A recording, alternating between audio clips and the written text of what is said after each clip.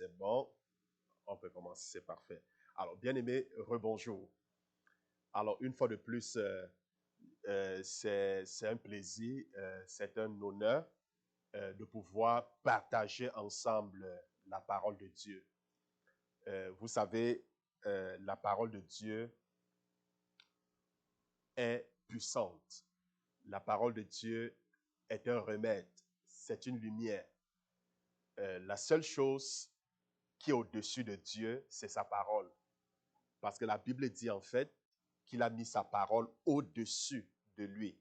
Ceci voudrait tout simplement dire, il ne fait rien, absolument rien, sans sa parole. Sans sa parole. Alors, ce matin, je voudrais vous entretenir sous le thème « Libre d'épouser quelqu'un d'autre ». Libre d'épouser quelqu'un d'autre. Alors, bien-aimé, il y a un combat en moi et il me cause plus de problèmes que tout autre conflit que je dois affronter. Mon plus grand problème et le plus grand problème des chrétiens, ce n'est pas le diable et les démons, comme on a souvent très tendance à penser, parce que souvent, on pense que notre plus grand problème, notre plus grand ennemi, c'est Satan et ses démons. Mais ce matin, je voudrais te dire que ton plus grand problème, ton plus grand ennemi, ou alors le plus grand ennemi de l'homme, c'est l'homme lui-même. Ton plus grand ennemi, c'est toi-même. Est-ce que quelqu'un m'écoute ce matin? Alors, il y a des ennemis, il y a deux types d'ennemis. Il y a les ennemis externes et les ennemis internes. Quand je parle des ennemis externes, il s'agit de Satan et des démons. Et chaque fois, on vous a appris ici comment combattre les forteresses, démons, et ainsi de suite. Quelles sont les armes, les stratégies utilisées. Mais très souvent, nous négligeons cet ennemi interne. Je dis bien cet ennemi interne, qui est nous-mêmes. Et je voudrais qu'au travers du message de ce matin, que tu sois à mesure de combattre et de vaincre cet ennemi interne qui tu es. Pendant plusieurs années, je blâmais tout sur le diable et ses démons. Je pensais que tout ce qui arrivait, la faute était le diable. Puis j'ai découvert que la majorité de mes combats spirituels avaient lieu contre moi-même et non contre Satan et ses démons. Est-ce que quelqu'un m'écoute ce matin? J'ai découvert que la majorité de mes combats avaient lieu contre moi-même. Je n'avais pas beaucoup de peine à trouver mon plus grand ennemi. Il n'a pas fallu que je cherche de midi à 14 heures pour trouver mon plus grand ennemi. J'ai découvert que j'affrontais mon plus grand ennemi chaque matin lorsque je me retrouvais face au miroir. Il était juste devant moi. Juste devant moi. Et je le voyais tous les jours, sans m'en rendre compte. J'ai découvert que je ne suis pas le seul individu qui affronte ce problème. Chaque chrétien doit combattre ce combat. Chaque chrétien a ce même problème. C'est un problème si grand et universel qui nécessite une puissante solution. Mais la bonne nouvelle, c'est que Dieu possède le remède, la solution à ce plus grand ennemi qui est nous-mêmes. Alors, il nous connaît mieux que nous-mêmes. Souvent, nous avons de mauvaises opinions nous concernant, mais Dieu, lui, il nous connaît mieux que nous-mêmes. Et il nous a donné un remède en Jésus-Christ. Le remède à ce problème, à cet ennemi qui est nous-mêmes, se trouve en qui? En Jésus. Alors, si nous acceptons ce remède, nous sommes assurés d'une victoire certaine. Je dis bien assurés d'une victoire certaine. Alors, ce que je voudrais que vous compreniez ce matin, il y a une maladie mentale appelée la schizophrénie. Qui connaît cette maladie? Nous la connaissons tous, n'est-ce pas? Alors, le mot schizophrénie signifie une pensée double. Une pensée double. C'est un problème mental où une personne peut montrer des symptômes, en fait, d'une double personnalité. Quand vous voyez un schizophrène, alors il manifeste une double personnalité. À un certain moment, il présente une personnalité. Juste après, il présente encore une autre personnalité différente de celle qu'il avait présentée avant. Et ces deux personnalités différentes. Dans une personnalité, il peut être gentil, il peut être doux, il peut être agréable. Et dans une autre personnalité, il peut se trouver agressif. Il peut se trouver malsain. Alors, ces malades pensent et agissent comme deux personnes différentes. Je dis bien, ils pensent, ils agissent comme deux personnes différentes. Quelquefois, ils parlent et répondent d'une manière normale. Mais à d'autres moments, leur conduite est complètement différente. Bien-aimé, le chrétien souffre quelquefois de ce que j'appelle la schizophrénie spirituelle. Amen. Le chrétien souffre souvent de ce que j'appelle quoi? La schizophrénie spirituelle. Nous souffrons de ce que certains appellent une double personnalité. Nous montrons à un certain temps les belles qualités de la vie de Christ. Hein? Nous sommes joyeux, nous sommes heureux. Hein? Nous montrons la belle qualité de la vie en Christ. Joyeux, paisible, gentil, courtois, etc. Il y a des moments où nous sommes étonnés par notre propre colère. Donc tu manifestes une colère toi-même, à un certain moment tu es étonné. Mais est-ce que c'est moi qui ai pu faire ou alors qui ai pu poser un tel acte? Tu es surpris de cet acte. Tu es surpris de ton mauvais caractère. Tu es surpris de ton comportement querelleux. Nous ne désirons pas être comme ça. Vrai ou faux? C'est vrai, mais pourtant nous le sommes. Nous le sommes. Nous ne voulons pas être comme ça, mais pourtant nous le sommes. Nous posons souvent certains actes, après nous regrettons, mais comment est-ce que j'ai pu faire cela? Même si nous essayons d'être gentils, même si nous essayons d'être doux, émerveillés, nous finissons par être comment? Malins. Nous finissons par être rudes et misérables. Nous le savons. Et ceux autour de nous le savent aussi. Souvent, même quand tu présentes un bon comportement, les gens autour de toi disent, pourvu que ça dure. Pourvu que ça dure, parce qu'on sait que d'un moment à l'autre, tu dois déraper. Et ce n'est pas toi qui fais. Ce n'est pas toi, ce n'est pas de ta faute. Alors, il semble, bien-aimé, il semble que nous sommes étirés vers deux directions en même temps. Il semble que nous sommes étirés vers deux directions en même temps. Quelque chose te tire vers la gauche et en même temps quelque chose te tire vers la droite. Tu es étiré vers deux directions en même temps. C'est comme un grand combat en nous. Et nous sommes souvent du côté du perdant. Donc c'est comme s'il y avait un combat qui se menait en nous. Mais malheureusement, il s'avère que chaque fois, nous sommes toujours du côté du perdant.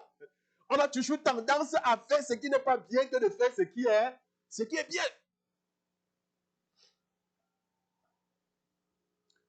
Qu'est-ce qui se passe?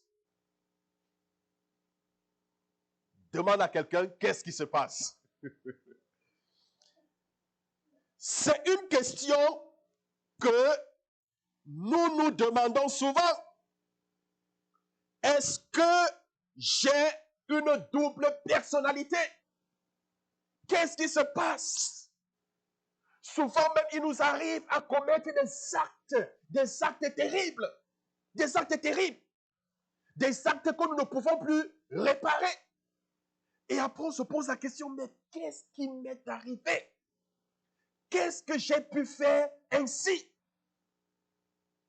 Bien-aimé, est-ce que j'ai une double personnalité? La réponse est simple. Et c'est oui. C'est oui. Amen. Quand vous avez reçu Christ dans votre vie, vous avez reçu une nouvelle nature. Je vous explique pourquoi vous avez une double personnalité. Quand tu as reçu Christ dans ta vie, comme ton maître, comme ton Seigneur, comme ton sauveur, alors tu as reçu une nouvelle nature. Vous convenez avec moi? Vous recevez une nouvelle nature lorsque vous recevez Jésus-Christ. Parce que la Bible dit, celui ou alors ceux qui sont en Christ sont une nouvelle création, une nouvelle créature. Les choses anciennes sont passées et voici, toutes choses sont devenues nouvelles. Alors, ceci dit, lorsque vous acceptez Christ comme votre maître, comme votre Seigneur, quand vous vous engagez à marcher dans les voies du Christ, lorsque vous acceptez le sacrifice qu'il s'est fait pour vous, vous acceptez la nature de Christ en vous. Vous avez une nouvelle nature en vous. Le Saint-Esprit est entré dans votre vie en étant l'Esprit de Christ.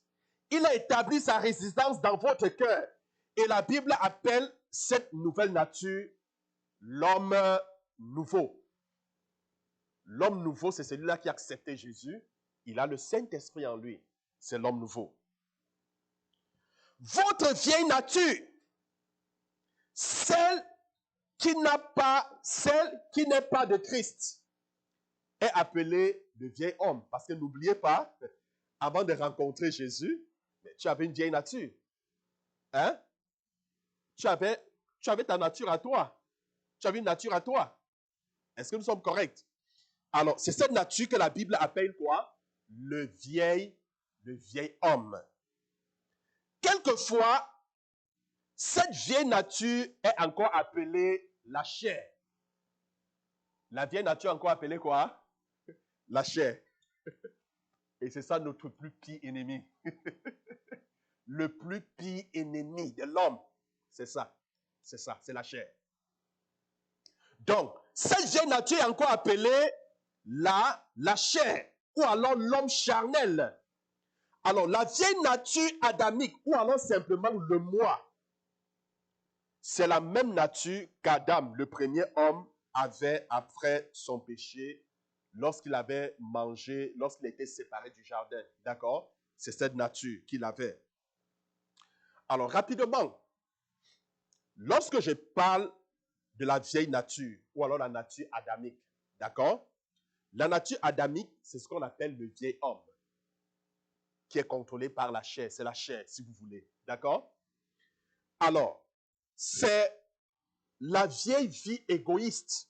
Ayez cette image en tête quand je parle de la vieille nature. C'est la vieille vie égoïste, c'est la chair, c'est la nature pécheresse que nous avons. C'est l'homme sans une âme. C'est en quelque sorte la pensée charnelle.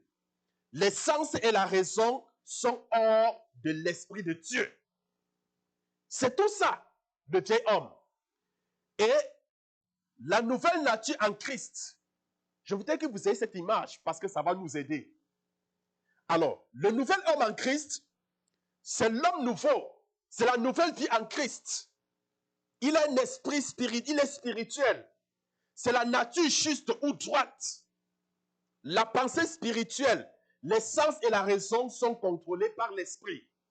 Il ne marche pas selon la raison, mais il marche selon l'esprit. Alors que le vieil homme, les sens et la raison sont hors de l'esprit. Ça veut dire qu'il n'est pas conduit par l'esprit, mais il est plutôt conduit à agir par la chair. Est-ce que vous comprenez? Il agit selon la chair et non selon l'esprit. Alors que le nouvel homme, lui, la pensée, la raison, sont sous le contrôle de l'esprit.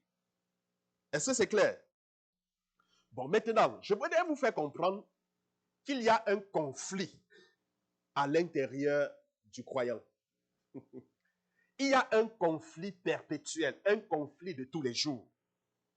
Le vieil homme, ou alors notre chair, et le nouvel homme, qui est l'esprit, sont deux natures opposées.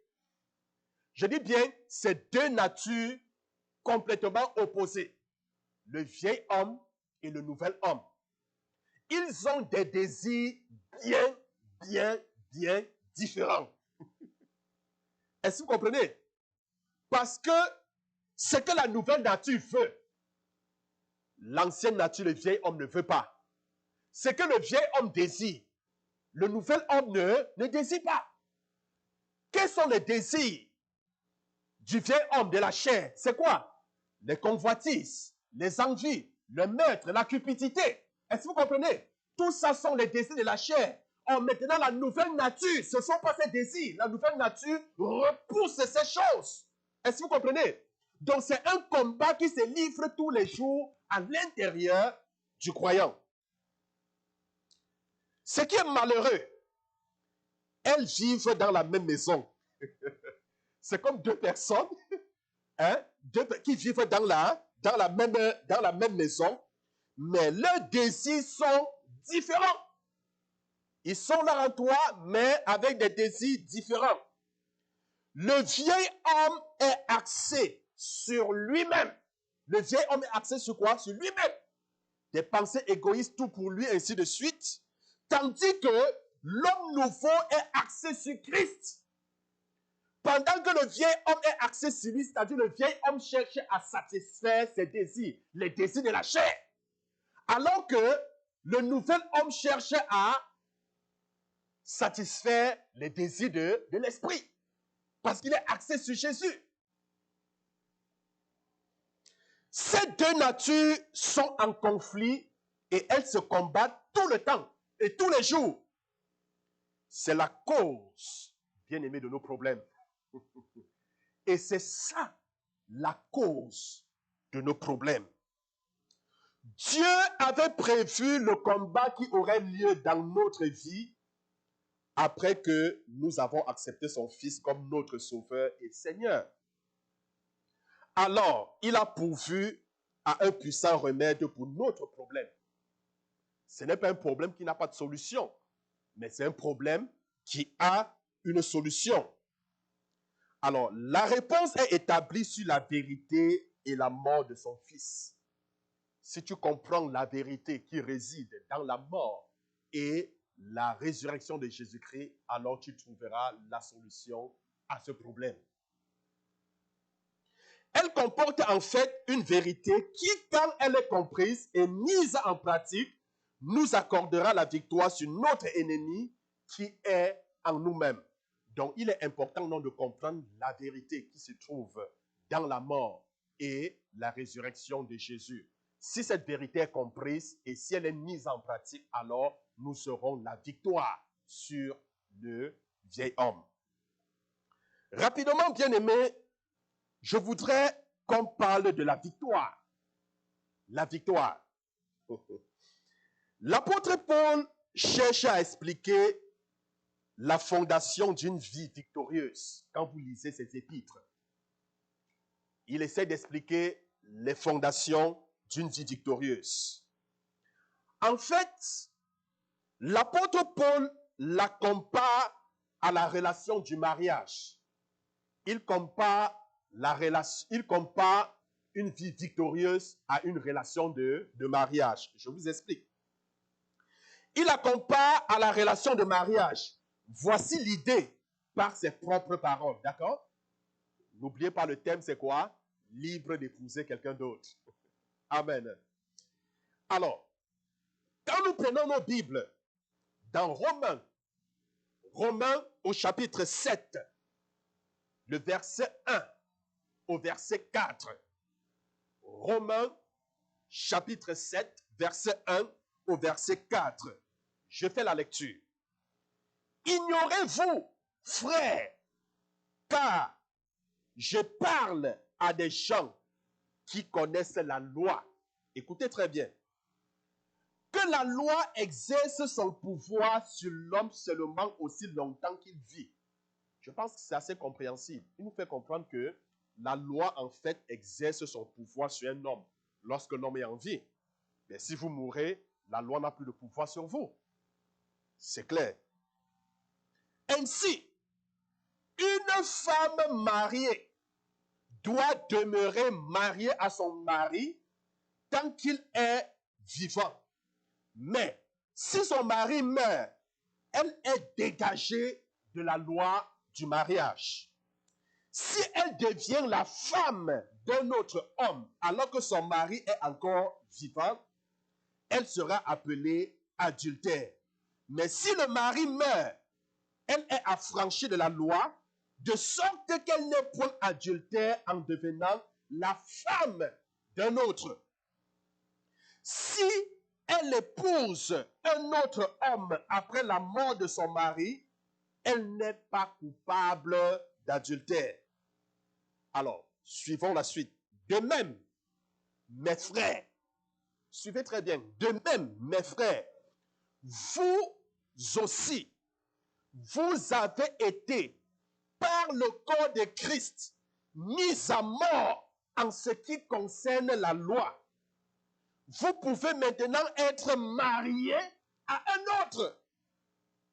Christ, qui est ressuscité des morts, afin que nous portions des fruits pour Dieu.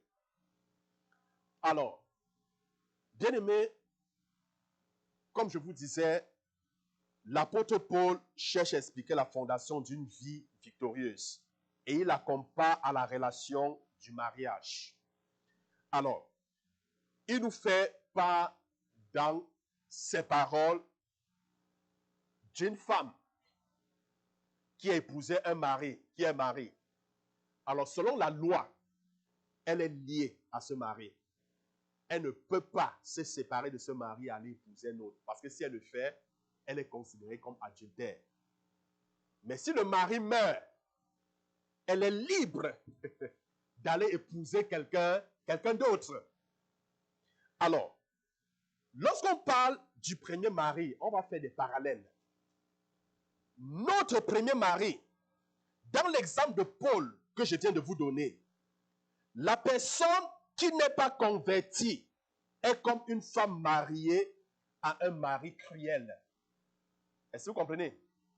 La personne qui n'est pas convertie, quelqu'un qui n'est pas en Christ, qui n'a pas cru, est considéré comme une femme qui est mariée à un mari cruel. Est-ce que c'est clair? Parfait. Ce mari cruel, en fait, c'est la loi donnée à Moïse. Hein? La loi donnée à qui? À Moïse. Une loi qui condamne. Vous savez que la loi condamne. Hein? La loi condamne. À l'époque de l'Ancien Testament, celui qui violait la loi de Moïse pouvait être lapidé. Hein? Il pouvait être mis à mort. La loi nous condamnait à cause du péché, mais elle ne nous accordait aucune puissance pour vivre une vie saine. Donc la loi condamnait sans toutefois nous donner la possibilité, les moyens de pouvoir vivre une vie agréable. Est-ce qu'on se comprend? Elle condamnait, mais elle ne nous donnait pas les moyens de pouvoir vivre une vie qui est agréable aux yeux de Dieu. C'était ça la loi. L'apôtre Paul déclare que quand la loi disait « Tu ne convoiteras point », écoutez bien, il dit quand la loi disait « Tu ne convoiteras point », il voulait seulement convoiter encore et encore plus. quand la loi disait, tu ne mentiras pas, ah, c'est comme ça venait provoquer hein, quelque chose, c'est comme ça venait plutôt lui dire, tu dois mentir. Est-ce que vous comprenez? Alors il se retrouvait plutôt en train de mentir et de mentir. Bien aimé, alors, le commandement ne le libérait pas de la convoitise. Quand la loi disait, tu ne convoiteras pas, non.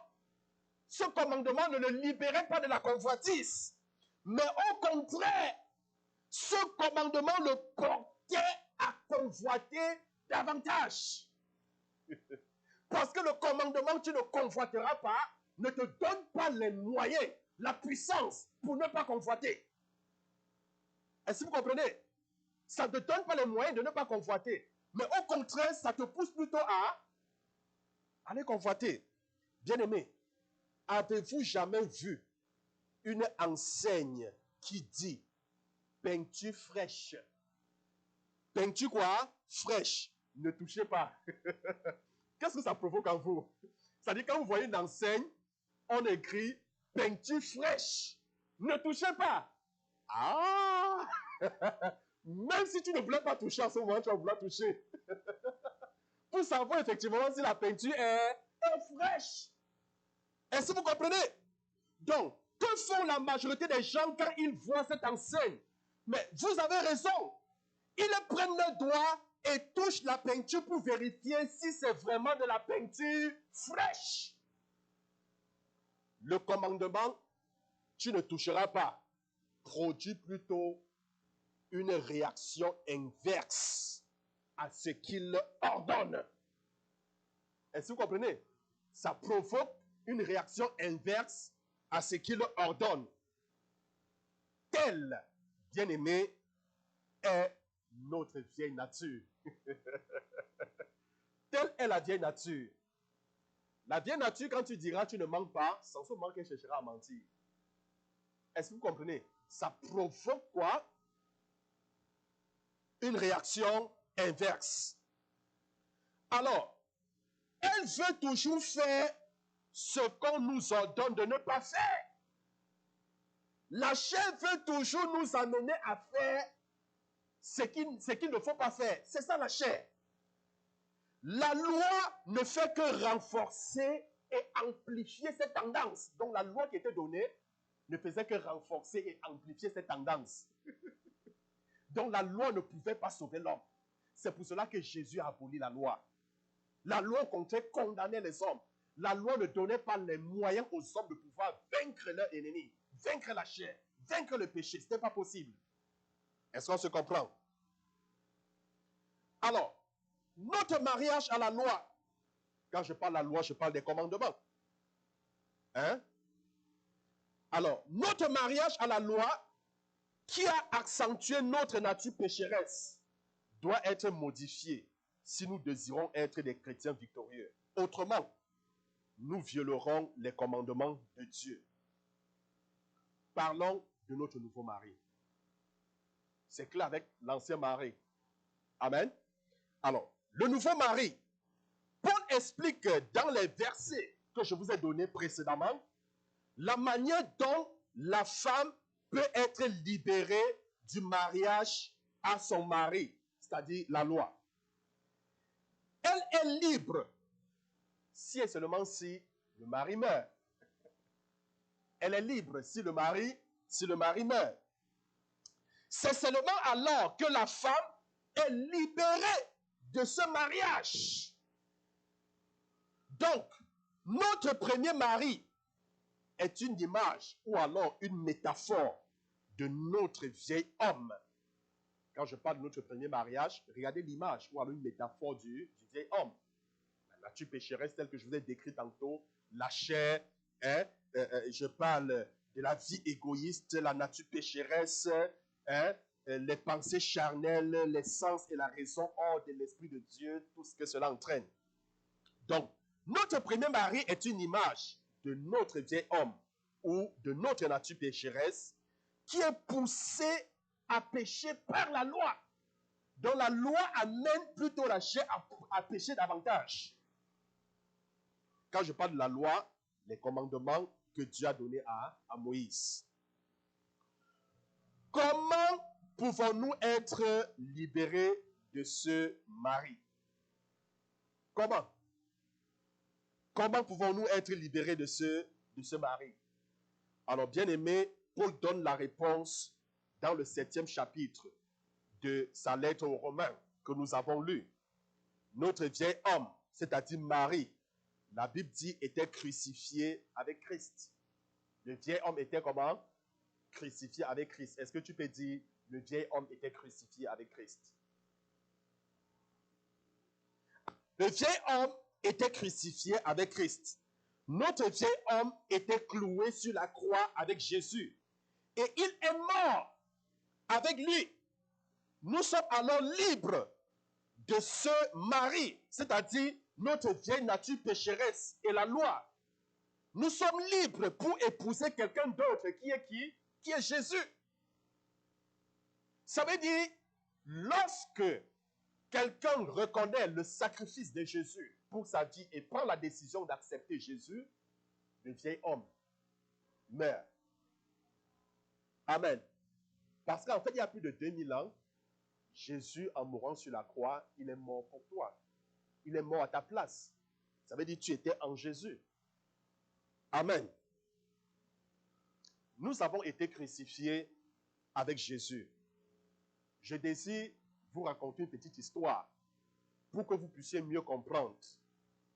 C'est quoi? Je suis mort avec Jésus. D'accord? Alors, l'histoire est la suivante. Il y a l'un de mes amis qui demandait à Jésus, dans la prière, de lui montrer comment il était crucifié avec Christ. Alors, il ne comprenait pas, Seigneur, comment est-ce que j'ai été crucifié avec toi? Comment est-ce que je suis mort avec toi sur la croix? Je voudrais que tu me le dises. Il a prié ainsi. Alors, comme réponse à sa prière, le Seigneur lui a donné une vision. Et dans cette vision, mon ami voyait Jésus mourir sur la croix. Jésus était sur la croix. La vision alors changea. Parce que sur la croix, c'était Jésus et subitement, la vision a changé. Alors, le corps de Jésus sur la croix devint comme transparent. Donc, tout d'un coup, il a vu, c'est comme si le corps de Jésus est devenu transparent. Donc, il pouvait voir à l'intérieur du corps, comme d'un verre. Alors, il vit ensuite son propre corps dans celui de Jésus. Est-ce que vous comprenez? Il a vu son propre corps dans celui de Jésus. Jésus lui parla et dit, tu étais en moi quand j'ai été crucifié. Tu étais en moi quand j'ai été crucifié. Donc, tu as été crucifié avec moi. Alors, cet ami était capable de comprendre maintenant, oui, j'ai été crucifié avec Jésus. Amen. J'ai été crucifié avec Jésus. Donc, il faut comprendre que Dieu le Père m'a choisi en Christ avant la fondation des temps. C'est ce que la Bible dit. Dieu nous a choisis avant la fondation des temps. Donc, Dieu nous connaissait. Quand vous regardez Éphésiens 1, verset 4. Donc, avant la fondation, avant que Dieu ne crée le monde, il nous avait déjà choisis. Et il savait que tu allais devenir enfant de Dieu. Donc, avant la fondation du monde, Dieu nous avait choisis. Le Père regarda dans l'avenir. Hein? Je pense du jour où je suis venu au Seigneur Jésus. Le Seigneur connaissait que en telle année, Corneille devait croire. Est-ce que vous comprenez? Il savait. Parce que la Bible dit dans Proverbe 16, verset 4, Dieu a tout fait pour un but. Il a tout créé pour un but. Même le méchant pour le jour du malheur. Est-ce que vous comprenez? Donc Dieu sait, depuis la fondation du monde, ceux-là qui allaient être sauvés, ceux-là qui allaient croire. Est-ce que vous comprenez? Dieu le savait. Donc, Dieu, le Père, regardait dans l'avenir et il savait le jour qu'il devait croire. Il vit que Corneille se repentirait un soir et qu'il recevrait Jésus comme son Seigneur et son Sauveur. En voyant ceci, grâce à sa préscience, connaissance divine, le Père dit, Corneille ne peut pas vivre dans la victoire à moins que je ne crucifie, c'est-à-dire que je le mette à mort, cette vieille nature pécheresse avec laquelle il viendra au monde.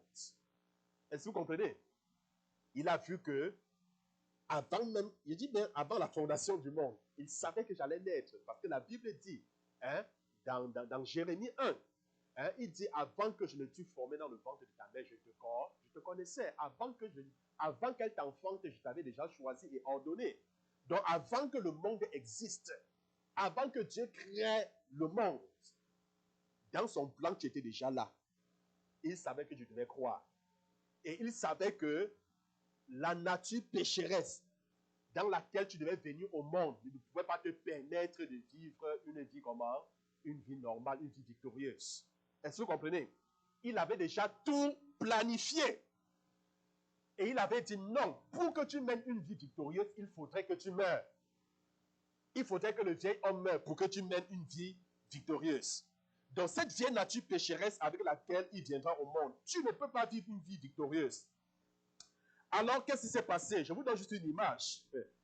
Le Père se tourna vers Jésus, la seconde personne de la Trinité. D'accord? Et dit, Jésus, quand tu iras dans le monde pour mourir sur la croix, je vais placer Corneille en toi, parce qu'il va croire en toi.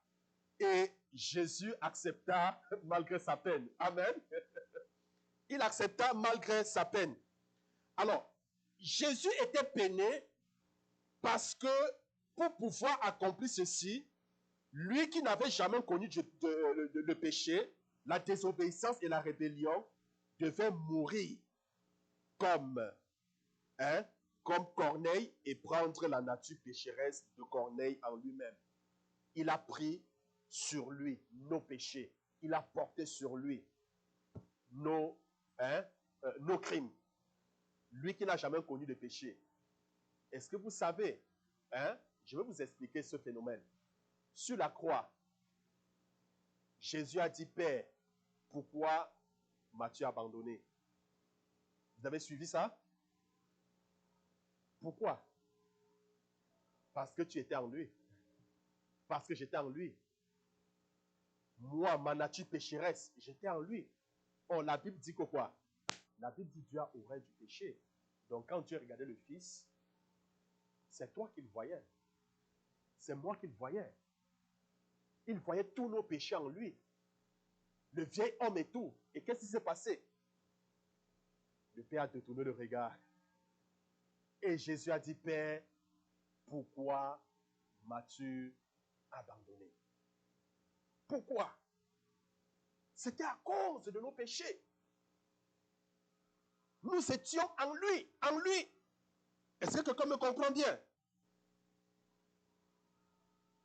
Alors, bien-aimé, bien que cette action causerait à Jésus de très grandes douleurs et une terrible agonie, il m'aima suffisamment pour accepter de le faire.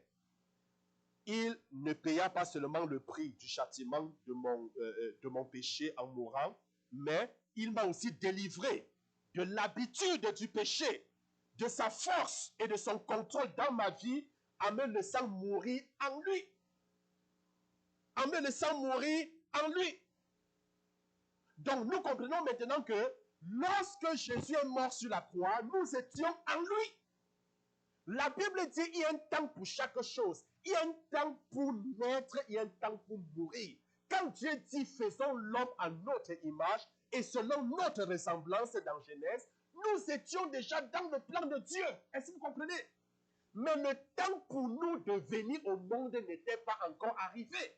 Dieu savait que c'était en 1968 que tu devais naître. Dieu savait que c'était en 1954 que tu allais naître. Il savait que c'était en 1990 que tu allais naître. Tu étais dans le plan de Dieu.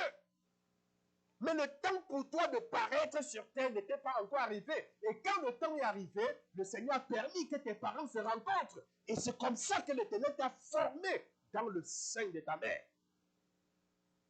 Mais avant que tu ne viennes au monde, il savait que tu allais venir. Parce qu'il t'avait aimé, il t'avait choisi comme son enfant. Ce n'est pas un hasard d'être enfant de Dieu. C'est parce que Dieu nous avait choisis avant la fondation du monde. Et Dieu savait que tu devais naître avec une nature pécheresse. Et que tu n'auras pas les moyens de pouvoir t'en sortir, de pouvoir mener une vie victorieuse. Il s'est tourné vers Jésus qui allait venir pour résoudre le problème de l'humanité.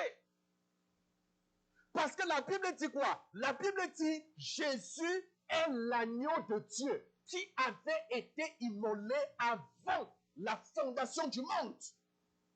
Ça veut dire quoi? Ça veut dire que avant que l'homme ne pêche, avant que l'homme même ne soit créé, quand Dieu avait planifié de créer l'homme, Dieu savait déjà que l'homme devait échouer, que l'homme allait pécher. Et Dieu avait déjà pourvu à la solution au problème du péché de l'humanité avant même de créer l'homme. C'est pourquoi la Bible dit, il est l'agneau de Dieu qui avait été immolé avant la fondation des temps. Est-ce que quelqu'un peut dire Amen? Oui. Ceci dit, le problème n'est pas plus ancien que la solution. Mais c'est la solution qui est plus ancienne que le problème. Est-ce que quelqu'un m'écoute? Ce n'est pas parce qu'il y a problème qu'il y a solution. Mais au contraire, c'est parce qu'il y a solution qu'il y a problème. S'il n'y avait pas de solution, il n'y aurait jamais eu de problème. Donc le problème avait déjà, la solution avait déjà été pourvue avant le problème. Et quand Jésus t'a regardé, il savait que tu allais naître parce qu'il t'avait déjà choisi. Et quand Jésus venait au monde, il t'a mis en lui. Et quand il mourait à ta place, mais c'est toi qui mourais. Gloire à Dieu. Est-ce que quelqu'un me comprend? Alors, bien-aimé, tu es libre d'épouser Christ. Tu es libre d'épouser Christ. Ainsi, ma vieille nature pécheresse et son désir de désobéir à la loi de Dieu est morte sur la croix. C'est mort sur la croix. C'est parce que mon vieil homme est mort que je suis libre de me marier à Jésus-Christ. Est-ce que quelqu'un me comprend? Selon la loi, c'est parce que le vieil homme a été crucifié que je suis libre de faire comment? De me marier à Jésus. D'être placé sous son contrôle et sous son autorité. Grâce à cette relation ou communion, Christ m'accordera la puissance du Saint-Esprit et mon désir n'est pas seulement d'obéir aux lois de Dieu, mais je le ferai. Le Saint-Esprit me donnera en fait la puissance d'obéir. Est-ce que vous comprenez? Parce que quand vous venez et quand vous êtes enfant de Dieu, le Saint-Esprit te donne la puissance d'obéir à sa parole. Tu ne le fais plus par contrainte, mais tu le fais avec joie. Est-ce que vous comprenez? Tu trouves du plaisir dans l'obéissance de la parole de Dieu. Et même quand tu regardes le péché, tu le regardes comme étant de la boue. Bien-aimés, nous qui avons cru en Jésus, nous ne sommes plus mariés à notre vieil homme ou à la nature adamique, mais nous sommes mariés à Jésus-Christ. Nous sommes mariés à Jésus-Christ. Il est devenu notre nouveau mari et nous sommes son épouse. Nous partageons maintenant sa vie et sa nature. Il est notre maître. Nous ne sommes plus sous le contrôle de notre vieil homme. Alors, je vais rapidement vous montrer un exemple, mais je ne dois pas finir. Je pense que ça fera Je vais chuter la prochaine fois avec cela. C'est un exemple pris d'une histoire d'amour dans l'Ancien Testament qui illustre clairement ce que je suis en train de vous enseigner. Alors, il y a trois personnages principaux dans cette histoire. Je dis bien trois personnages principaux. Il y a en fait une histoire dans l'Ancien Testament qui illustre l'enseignement de l'apôtre Paul dans le 7e chapitre de sa lettre aux Romains que nous avons vu. Nous trouvons cette histoire, je vais dire, dans le 25e chapitre de 1er Samuel, donc 1 Samuel au chapitre 25. L'histoire nous introduit à trois personnages principaux. Alors, il y a Abigail qui est une très belle femme mariée. Abigail, c'est une très belle femme et mariée. Et nous voyons Nabal. Nabal, c'est le riche mais méchant mari d'Abigail. Et Nabal est une image du vieil homme. D'accord? C'est une image du vieil homme. Et nous avons comme troisième personnage David. David, ici, c'est un homme oint, choisi par Dieu pour être le prochain roi d'Israël. Alors, si nous essayons de voir rapidement les traits de chaque personnage, parlons de Abigail. Je vais vous raconter au fur et à mesure l'histoire. Donc, vous prenez 1 Samuel 25, vous le lisez, vous aurez toute l'histoire à la maison. Mais en vous racontant l'histoire, au fur et à mesure, vous allez comprendre. Regardons les traits d'Abigail. Alors, les Saintes Écritures décrivent Abigail comme une femme très belle et sage, qui avait un cœur généreux et humble. Il y avait une merveilleuse onction prophétique sur sa vie. Je dis bien une merveilleuse onction prophétique sur sa vie. Elle était vraiment une femme de Dieu, très noble et remplie de grâce.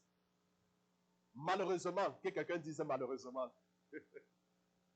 Malheureusement, elle était mariée à un homme qui était une tache sur sa grâce.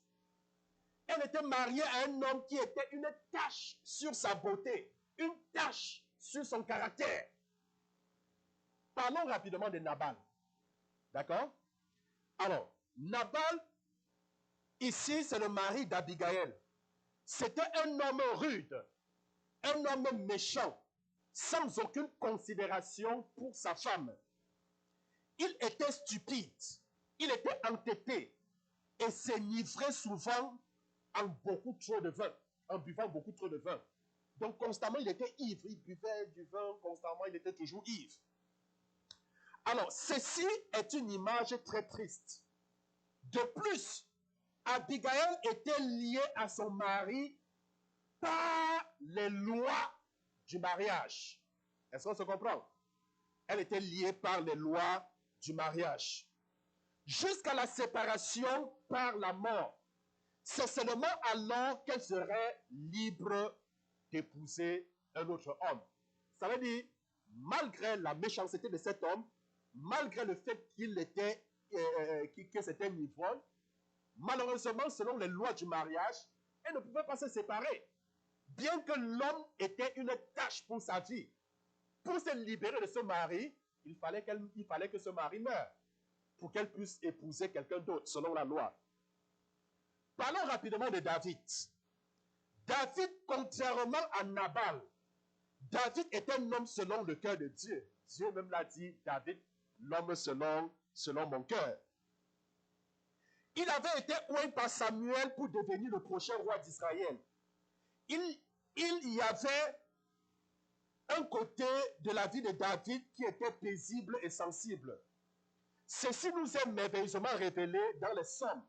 Il était aussi un homme de foi, de courage et de puissance. Il deviendrait un jour le puissant roi d'Israël. Mais écoutez, être marié à David serait vraiment un merveilleux mariage royal. Vous convenez avec moi? Alors, rapidement, c'est quoi la signification des personnages dans notre histoire? La signification des personnages. Considérons maintenant cette histoire d'une manière fraîche et intéressante. Nous pouvons dire que ces personnages suggèrent nos deux natures et notre relation avec Christ. Je dis bien, notre vieille nature et notre relation avec Christ. Regardons la liste suivante. Abigail, mariée à Nabal. D'accord? Abigail, mariée à Nabal. Ceci est une image de notre condition sous la loi. Nous sommes mariés à notre vieille nature, tel que je vous expliquais tout à l'heure. Vous comprenez mieux maintenant. Alors, Nabal est une image de notre vieille nature pécheresse. Nabal qui était le mari de qui? Abigail, le méchant mari. C'est une image de quoi? De notre nature pécheresse à laquelle nous sommes mariés à cause des décisions de nos parents. David est une image de Christ, loin de Dieu, celui à qui nous voulons être mariés, celui qui nous donnera une nouvelle nature et un désir d'exprimer la justice. Je voudrais que nous gardons cette comparaison spirituelle dans notre pensée et regardons ensemble les antécédents de l'histoire que nous avons étudiée. J'ai encore à peu près 10 minutes pour pouvoir chuter, d'accord? Et on va continuer prochainement. Le contexte de notre histoire. Rapidement, regardons le contexte de notre histoire. L'histoire est tirée en fait dans 1 Samuel au chapitre 25. Lisez toute l'histoire à partir du verset 1. Je ne vais pas lire l'histoire ici, sinon ça sera long. Dans la première scène, nous trouvons David en train de s'enfuir de Saül. Donc David était en train de fuir loin du roi Saül parce que Saül voulait le mettre à mort. Cherchant à sauver donc sa propre vie, il s'enfuit. Saül est présentement le roi d'Israël, mais il a perdu l'onction de Dieu. Il est jaloux de David et il désire le tuer. David et ses hommes s'enfuient dans le désert afin d'échapper aux menaces mortelles de Saül. Il rencontre des bergers qui appartiennent à Nabal. Une fois dans le désert, il rencontre des bergers qui appartiennent à Nabal. David protège ses bergers et leurs brebis contre des voleurs qui fréquentaient cette région. À plusieurs reprises, David et ses hommes ont risqué leur vie pour protéger les brebis et les bergers qui appartenaient à qui? À Nabal. Est-ce que nous comprenons? Alors, David et ses hommes ont risqué leur vie à plusieurs reprises pour protéger en quelque sorte la propriété de Nabal. Alors, nous allons voir rapidement la réponse rude et ingrate de Nabal. Le printemps est arrivé et c'était le temps de tondre les brebis. C'était une occasion de joie et de célébration. David envoya 10 de ses jeunes amis à Nabal avec la requête qu'il soit invité à prendre part à cette occasion de fête. Donc il y avait une fête et puis David a envoyé ses hommes vers Nabal pour pouvoir prendre part à la fête. Au lieu de montrer de la gratitude envers David et ses hommes pour la protection qu'ils avaient donnée, Nabal refuse rudement cette requête. Nabal a refusé qu'ils prennent part à la fête. David et ses hommes étaient en quelque sorte insultés. Alors, dans sa colère, David prit 400 de ses hommes avec leur épée et il se mit en marche vers la maison de Nabal. Ils avaient l'intention de le tuer et de prendre les brebis qu'ils avaient protégées contre les voleurs. Ceci serait leur vengeance. Ça, c'était l'idée. Alors, Abigail, donc, qui est la femme de Nabal, a donc rencontré David. Un des jeunes hommes de Nabal trouva Abigail et lui raconta la rudesse et l'action insensée de son mari. Alors, se rendant compte rapidement que David détruirait toutes ses richesses, elle se leva et elle alla en direction de David et les hommes enfin de les intercepter.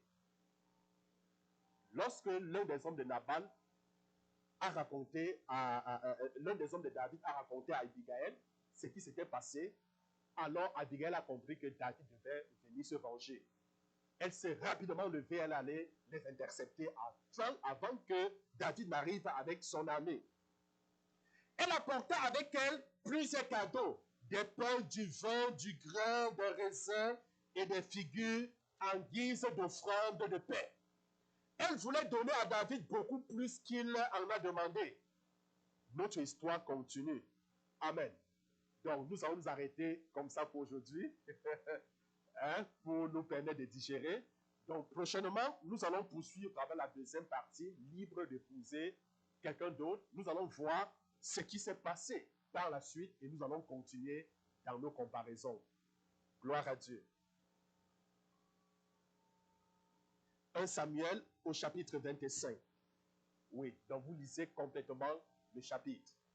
Alors, je vous laisse donc le soin de pouvoir revoir cela à la maison, de pouvoir relire le passage à la maison et de pouvoir encore méditer sur ce que nous avons vu. Et lorsque nous allons terminer l'enseignement, nous aurons également un temps de prière. Donc, je pense que j'interviens ici pour la prochaine fois, je pense le 26 de ce mois, le 26. Donc, le 26, nous allons poursuivre avec cet enseignement et nous allons la terminer. Amen. Alors, je voudrais tout simplement qu'on digère, parce que quand on donne trop, ça finit par, on risque de ne pas digérer. C'est un peu comme quelqu'un qui mange beaucoup. Donc, je nous laisse le temps de pouvoir méditer par rapport à cela. Donc, nous retenons quoi? Nous retenons que nous avons un combat qui est mené tous les jours. Parce que, en fait, notre plus grand ennemi, ce n'est pas Satan et ses démons. Parce qu'en réalité, nous avons deux types d'ennemis. Nous avons des ennemis internes et des ennemis externes. L'ennemi externe, c'est le diable et ses démons. Et l'ennemi interne, c'est qui? C'est l'homme, c'est la chair. Et justement, c'est lui qui cause la majorité de nos problèmes. Alors, il est question de pouvoir avoir des armes, de pouvoir affronter cet ennemi, de pouvoir savoir comment vaincre cet ennemi. Alors, nous sommes comme étirés des deux directions en même temps.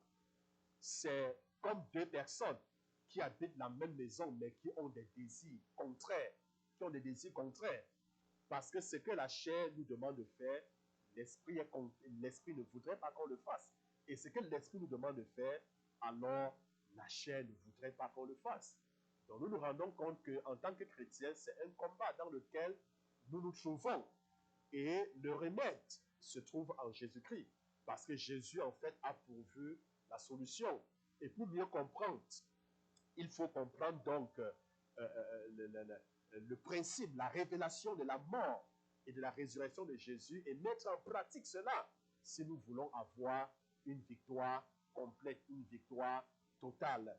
C'est pour cela que la Bible dit, marchez selon l'esprit afin de ne pas accomplir les désirs de la chair, parce que les désirs de la chair sont contraires à ceux de l'esprit. Alors, nous comprenons donc que quand Jésus était mort, alors nous sommes morts avec Jésus sur la croix. Nous sommes morts. Le vieil homme a été crucifié. Donc, nous sommes libres d'épouser quelqu'un d'autre. Qui est qui? Qui est Jésus-Christ. Amen. Qui est Jésus-Christ. Alors, bien-aimés, que le Seigneur vous bénisse. Je prie donc que le Seigneur nous donne la force, que le Seigneur nous donne la puissance par son Saint-Esprit de pouvoir mener une vie de sainteté. Que le Seigneur nous donne la puissance nécessaire de pouvoir marcher selon les désirs de l'esprit et non selon les désirs de la chair.